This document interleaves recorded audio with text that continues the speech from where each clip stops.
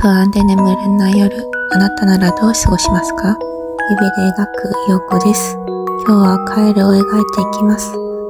前回の動画で田んぼで遊んでいたと言っていたのですが、今の季節、田んぼといえば私はカエルが思いつきます。日中はカエルを捕まえに田んぼに行って、夜は田んぼからたくさんのカエルの声を聞きながら寝るのが昔は心地よかったです。何なんですかね、あの声の安心感。そう感じるのは私だけですかね。カエルの好きな梅雨が終わって、もう本格的な夏ですね。そんなこんなでカエルの完成です。